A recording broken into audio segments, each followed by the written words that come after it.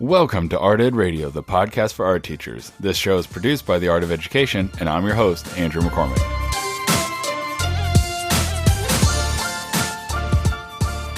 So a few weeks back, Tim and I went on an epic journey through the exciting world of drawing. And remarkably, the notes back from listeners were pretty positive. People were actually kind of digging the longer format. Well, get ready for a really long one then, as I get really ranty and a little bit long-winded about how we as art teachers build relationships with our students. It should be a natural for all teachers, but art teachers are especially good at this. And it's so important to do for the success of your program and the success of your students. So we went really long with this one, and we're going to jump right into the interview with Tim right now.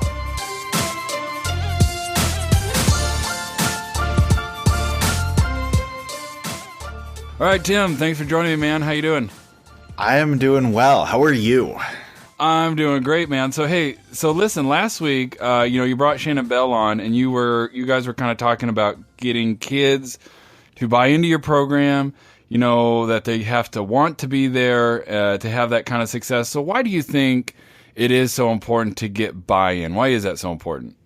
Well, I think kids are more willing to do the work. They're more willing to listen. They're more willing to do everything if they're engaged, if they're enjoying what they're doing when they come to their classroom. Like, you need to create that culture that values kids, but values hard work. And, when they feel like they're a part of that, then they really are willing to put in the effort that it takes to become successful with art. And they're willing to put in the time. And, if you want to have a successful program, like, you need kids to be doing that. And if you create the right culture that kind of develops that, then I think, that's what you're looking for. That's what you need to do. Right. And I mean, we've talked before. I mean, we don't have the luxury as art teachers to, outside of maybe an elementary program, which could also be cut. I mean, at the secondary level, we don't have the luxury of having kids have to take your class. So, I mean, at some point, you've got to have kids be excited about taking your class and kind of see the successes that other kids are having and want to enroll and enlist in that class. So, when I think about getting student buy-in, I actually think immediately of relationship building. And I think that's like super important, whether it comes to building your program or having a successful program, or even creating like a positive classroom environment or school culture. So I want to talk a little bit about building relationships. And I think that's kind of the gist of the entire podcast that we're going to do.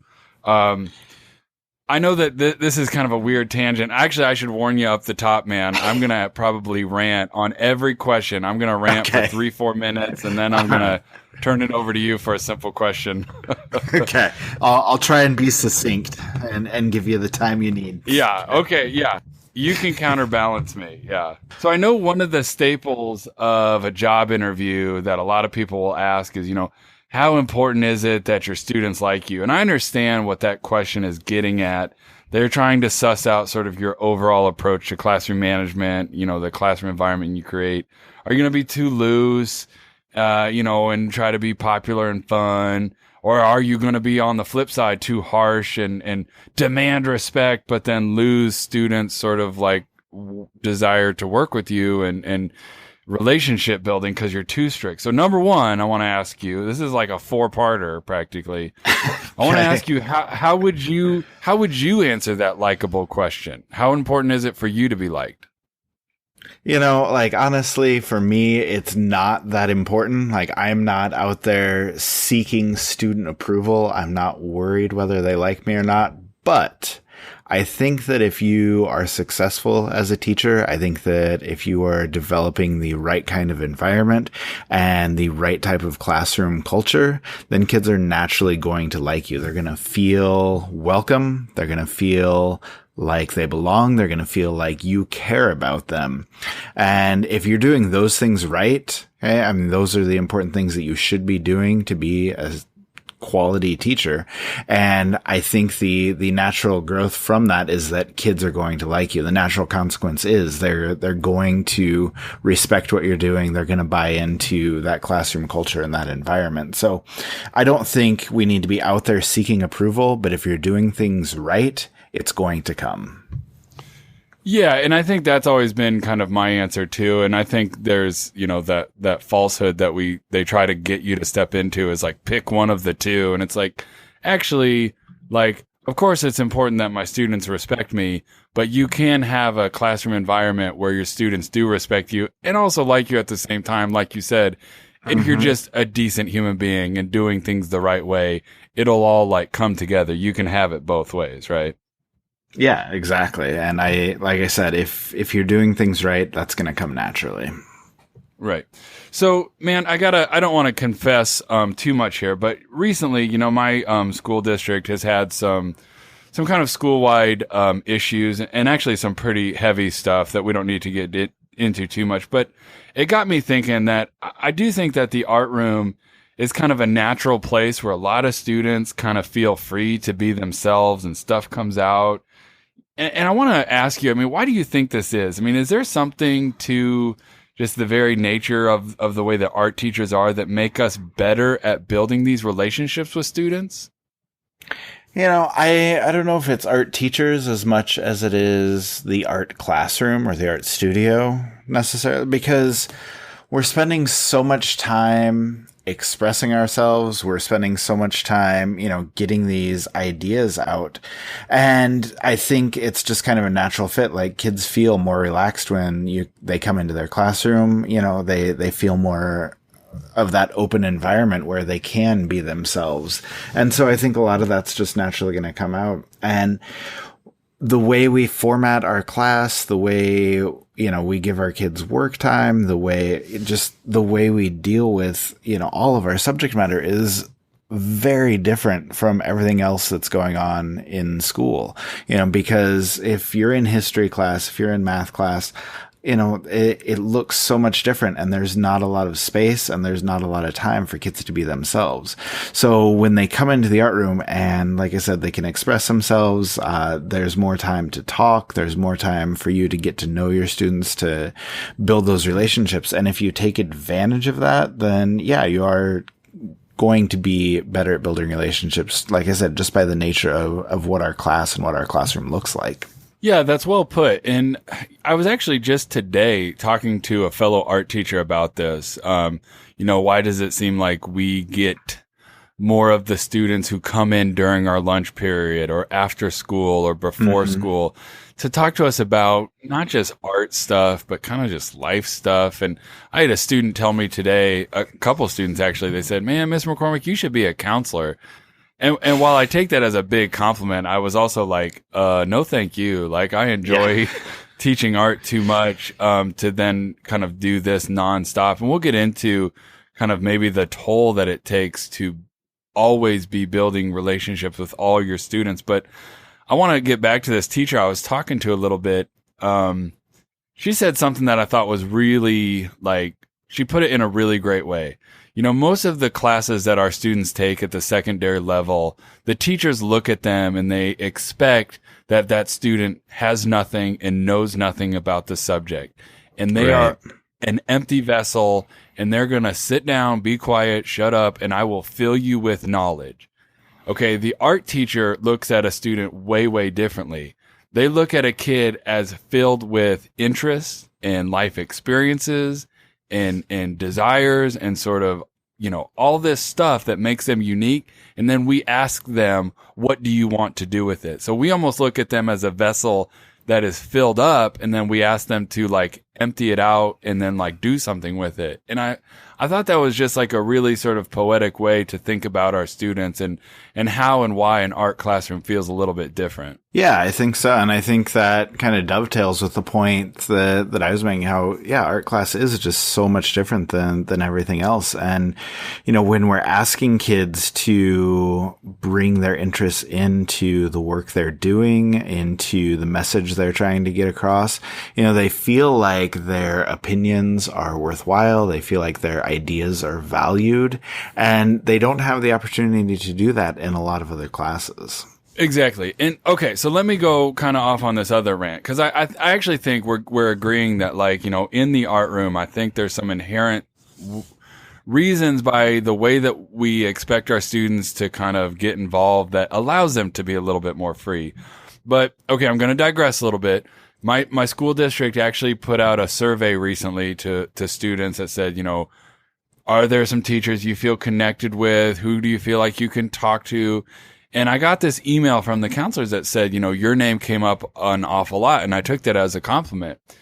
But then the email said, so what can you share with other teachers on how you were able to build relationships? And I was like, boy, I don't know how to like tell other people how to build relationships, because I don't know necessarily what it is that I am doing that makes students feel like that they can trust me and come talk to me. But I did kind of ask my students, why do you feel comfortable talking to me? It was kind of a weird conversation, but they actually started listing some things, which was really nice. But it got me thinking about this.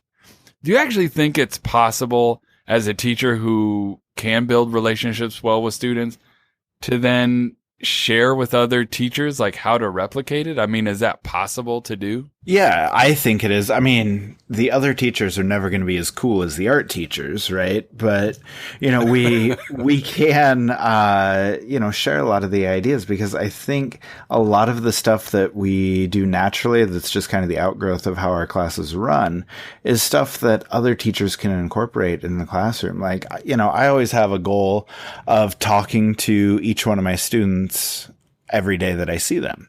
Okay? And you're not always going to get to that, but if you miss them one day, hit them up the next day. And even if it's just, a hi as they come in, or just a quick question about the weekend or whatever, just if kids know that, you're noticing them, okay, then again, they're going to feel more comfortable. They're going to be willing to open up to you. And that's something that translates across subjects. And I think there are a lot of other teachers, outside the art room that are so focused on subject matter and, like you said, filling their kids with knowledge that they don't take time to tell stories. They don't take time to share a little bit about themselves. They don't take time to converse with kids and listen to what kids have to say. And those are the simple ideas that take 2-3 minutes out of your class, but can build these amazing relationships. And so I think, other teachers just need to be willing to give up a couple minutes here and there to actually talk, have authentic conversations, like share something about themselves. And when they do that, hey, that's when kids are going to open up. That's when those relationships are going to be built. And like I said, we probably do that better than everybody else, but it's not something that needs to be exclusive to the art room. All right. So Tim, those are all really good suggestions. I like the one where you kind of said, you're going to meet with the kid every single day in your classroom. And when you have those really big classes, it's tough. But let's transition into some specific ideas for brainstorming how we build those relationships. And I know we both could honestly say kind of like an easy one, which is like, get to know your kids. It takes time. And that is a great starting point. But I'm kind of wondering if you and I both probably have some things that we do that are maybe a little unusual or maybe outside the box ways that we can say that we build those relationships. Yeah, I mean, I think there's stuff out there, and I'm sure you're kind of like this, but, I always just do weird and crazy stuff with kids. And, I've written a lot of articles about, like our underwater photo shoot and our paint fights and all sorts of just crazy stuff. And, you don't need to go level 10 with the craziness. But I think those kinds of shared experiences between you and your kids, or even just, your students working with each other collaboratively, or just going through a really cool project together, really starts to build that community and starts to build that culture that you're looking for. So if you can find really cool experiences, whether it's just, going outside to draw for a day, or coming up with a really cool group project that they all work on together, or just anything that gets kids to try out new experiences, try them with their friends or with the other kids in their class. Those sorts of ideas are things that go a really long way, like I said, in building that culture that you're looking for. And it allows kids to feel more comfortable, express themselves, and eventually it comes back to, like you said, just getting to know your kids.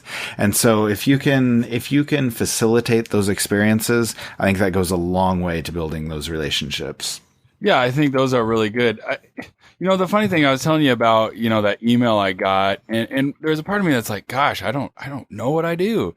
And then there were a handful of kids in my classroom at the time. I just said, hey, why do you think I build decent relationships with you guys? And they started listing some things, and then that got me thinking about some things that I wonder if maybe not everyone does.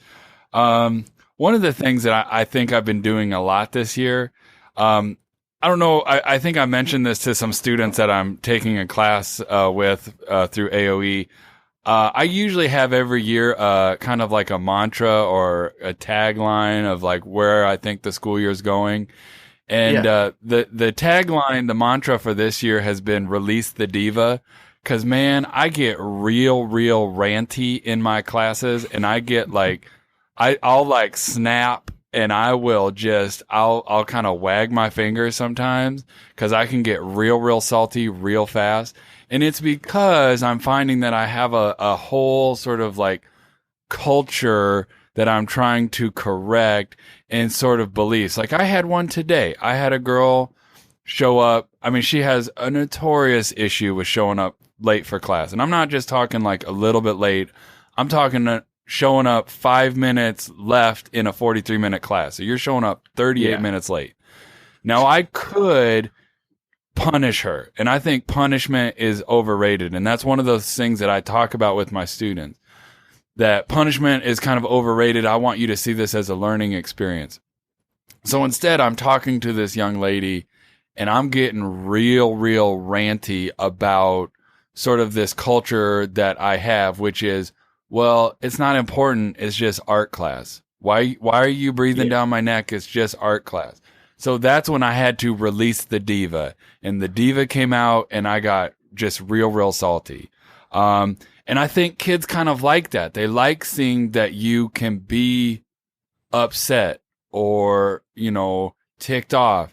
And then at the same time, sometimes I'll just have to say like, hey, I know you guys don't all deserve that sort of little spiel, that little rant, but I think it's important that we hear this. So sometimes I will even have to walk things back. So I will make mistakes, or I will come off too hard or too salty to a kid, and I will then apologize. I apologized to another kid today because I'm like, man, I feel like I've been kind of riding you hard the last 3 days.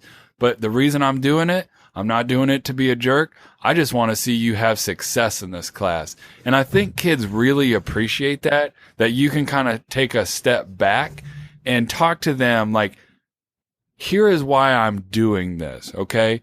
And you do that in a moment when you're not real emotional sometimes. And I think that can help kids understand where you're coming from.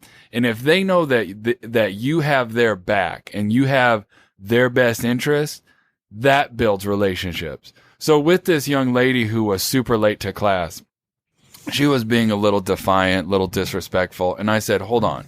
Do you want me to be a good teacher right now or a bad teacher right now? And I have found that question has been working a lot to kind of get kids to kind of like diffuse a little bit and see things from my situation. Because every single time I ask that question, they look at me kind of weird and they say, well, I want you to be a good teacher. I say, okay, well, it means me holding you accountable and talking to you about your behavior or your attitude or the quality of your work. Because if I don't do those things, I am being a bad teacher. And I think that they understand that. Okay.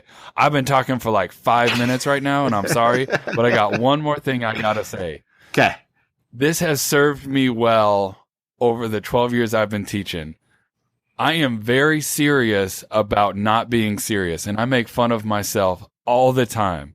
I will be the butt of my own jokes. I will laugh. I will, dance, do stupid things, because I'm trying to create an environment where the students understand that we're in this together. I'm trying to sort of erode that power structure of I have all the authority and you are my underlings and you will do what I say. And when they know that I can joke at myself and I can have fun at my own expense, it kind of allows them to kind of put down their guard and their defenses a little bit. And I think that that has worked really, really well. And that's why I call myself a diva sometimes. That's why I listen to Kesha almost at least once a week, if not more, because it's like, sometimes you just got to be a little zany and a little funny in the classroom. Yeah, my theory has always been, you can do that without listening to Kesha, but I think it's worthwhile to let yourself make mistakes, let yourself be real, like just be who you are, be authentic, let your personality show through.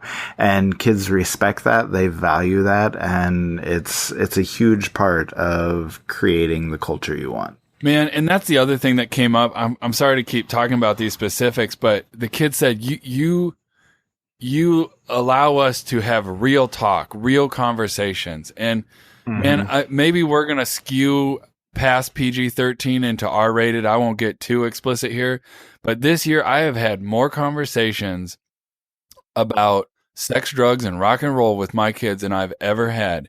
And as a teacher of teenagers, right, adolescents, older kids, you cannot shy away from those things, because if they don't feel that they can, that they're going to get in trouble for the slightest mention of things that teenagers have been doing since the dawn of time, well, where else are they going to get real adult feedback on that stuff, right?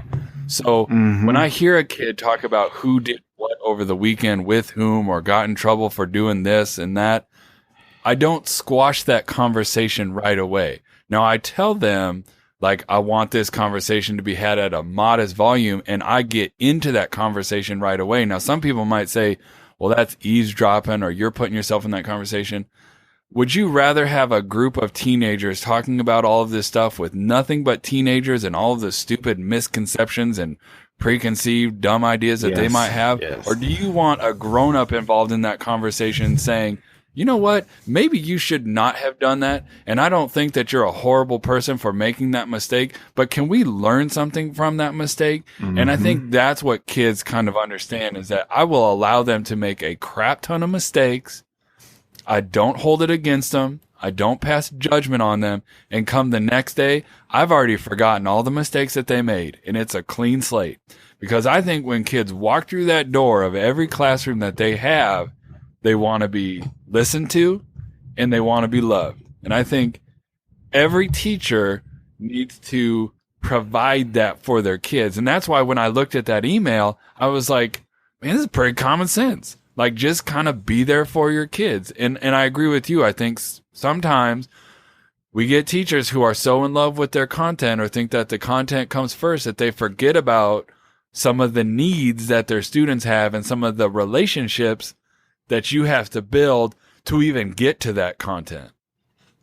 Yeah, I think so. And I think, I don't know, like, going back to, some of the more adult conversations that happen in your room. When I was first teaching at the high school level, I was really scared of those conversations going on in my room. I used to quash those things like immediately.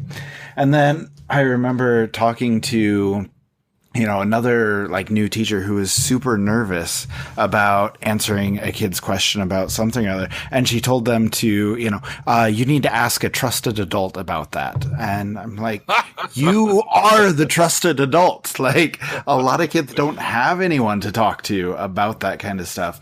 And so, yeah, like it's definitely a fine line as far as what you can and what you should talk about, but kids need guidance, and I'm not afraid to step into those conversations if you feel like it can serve a greater good. So I think we're on the same page there. Yeah, I think they need guidance. I see my kids making so many mistakes and they don't have someone to like kind of process it with. And it's like, I don't go searching out any of this stuff. Like, believe you me, I want to come to work every day and have all of my classes super studious and super into their artwork. Mm-hmm. But man, when stuff arises, I have to handle it, because if by not handling it and not addressing it in a grown up way, you're just adding fuel to the fire, you know? Yeah. So, yeah. Okay. So we can talk about all of this stuff forever, but I want to kind of switch gears just a little bit. So let's say you are a super empath. Kids confess to you all the time. You have great relationships with your students. You have great relationships with all your students. They're coming in for lunch and after school. Do you ever worry that it kind of takes a toll on us? I mean, we who are these big-hearted people, do kids take advantage of us? Do we feel just drained by the end of the day? Can you talk a little bit about maybe some downsides of this?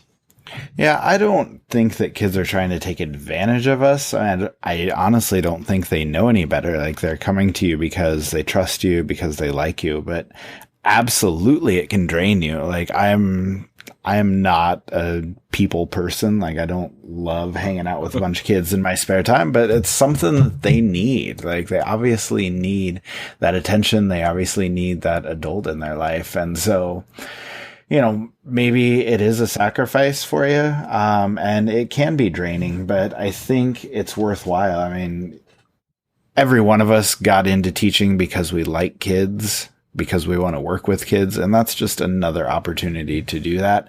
So even if it does wear you out, even if it does exhaust you, even if it does drain you, I think every one of us can agree that it's worthwhile. It's totally worthwhile. And I've been saying this a lot to my students the last couple weeks. There can be two things simultaneously true, you know, at the same time that one would think was mutually exclusive. And I had to tell a couple of my classes this. It's like, you all are frustrating the heck out of me right now, and you are driving me crazy. And I am on you to try to act better and make better work. And I might come across as angry right now, and I am frustrated, but I also love you to death, right? Mm-hmm. So two things can be true at the same time. So yes, it can take a toll on us, but yes, we still have to do it, because if we don't do it, what is the other option? Then you're like that teacher who's like, go talk to someone you trust. Well, what if they don't have a lot of those people? Then you're just kind of sending this message to the student that these feelings or these, worries, concerns are not something that you can talk about. And you just missed out on a golden opportunity to build a relationship with this kid. And here's the thing with building relationships. I know sometimes people might look at it as like squishy and mushy. You know what? If you can build a relationship with a kid, like right off the bat, there's not then a whole lot of stuff that you need to do to make sure that relationship sticks. You know what I mean? So like if you can put in a little like front loading at the beginning, build a good relationship with the kid. It's not like you need to have a Dr. Phil come to Jesus meeting with that kid every single day of the week. It's like you've kind of proven to that kid that you're someone that they can confide in. You've built a good relationship.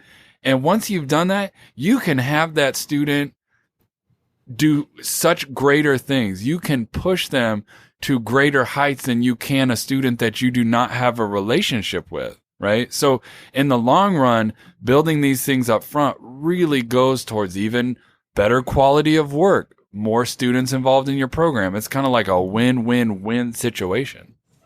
Yeah, absolutely. I think, all of those points that you make it shows how essential that relationship building is. And I don't think it's something that anybody can or should dismiss, because it's the right thing to do as a teacher. And if you want your program to be successful, like, you need that culture and you need kids to have a good relationship with the teacher. Yeah. Okay, so let's get you out of here on this because I'm like just ranting your ear off here. I'm just talking at you now. I'm on my high horse here. So I would say that most art teachers are sort of like your naturally creative, zany, empathetic spirits, right? But every once in a while, we bump into art teachers who maybe are not the most charismatic or people person type of teachers. I wonder about those teachers, who feel like relationship building does not come naturally to them. What advice would you give to an art teacher like that? I mean, as they listen to this podcast and they hear us talking about being this open-hearted person, do they just kind of have to fake it till they make it? Do they have to find another teacher in the building who has those traits and kind of model some of their classroom management strategies after that person? I would not suggest that, honestly. I think it really is about being authentic, being yourself, and even if building relationships doesn't come naturally to you, you still need to have conversations with your kids. You still need to talk to them. You still need to encourage them. You still need to ask them about their interests in themselves, just for what you're creating in the art room. And I think just in the course of teaching, in the course of developing ideas, doing projects, those ideas are going to come out, and just let those conversations happen. And even if it doesn't come naturally to you, like I said, in the course of your teaching, you are going to be able to build relationships. And that's one of the beauties of art class, because what we do is something that naturally builds those relationships. And so, like I said, even if you're struggling with it, just let those conversations happen, and eventually you're going to be on the path to getting where you need to go with relationship building. Yeah, that's well put, man. I think, for those people, you have to be authentic. That was kind of a red herring type of question there. I no one would advise someone to fake it till they make it. Students can smell inauthentic people, right? They can smell when you're being inauthentic. But, some people might build relationships quickly. Like, I just got a new student with like 5 weeks left of school, and I'm kind of like, seriously? But, I'm like, okay, let's take it as it is. Let's make the best of the situation. After the first day, she told me, "You're my all-time favorite teacher." I was like, oh my God. You've known me for 43 minutes. Either you're lying or you've had nothing but not great teachers in your life. How can you say that? But I'm joking a little bit, because I do think for some people it does come naturally. And I think for people who it doesn't, be true to yourself, and it will just take a little bit longer. But then, like you said, because of the nature of art, it will eventually come around. Yeah, absolutely. Well, all right, man. Thanks for coming on. I really enjoyed this talk. Thanks for letting me release the diva here a little bit. I appreciate it. It's good to listen to you rant for a while. So, all right, take care, man. Bye. All right, we'll talk to you later. Well, that was a really long one. If you've made it this far, congratulations. I really appreciate the audience as I rant to Tim a little bit there. So make sure you take some time the last few weeks of the school year and still try to build and maintain those relationships. Tell your classes that you're excited to see them come back next year, even if maybe you're stretching the truth a little bit with a few of those students. Build those relationships, and the rest will all come really easily after that.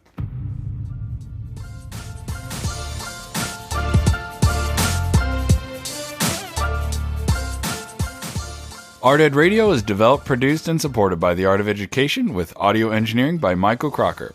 So we've had a pretty tough week here at my school district. We're actually dealing with the loss of a student. And I just want to take a little bit of time here to tell you all you teachers out there, that your job is so important and that your students are super important. They might drive us crazy from time to time, and they may disappoint us sometimes with their youthful indiscretions and poor judgment. But let them know every day that they are safe and that they are loved in your classroom. All right, guys, thank you for listening.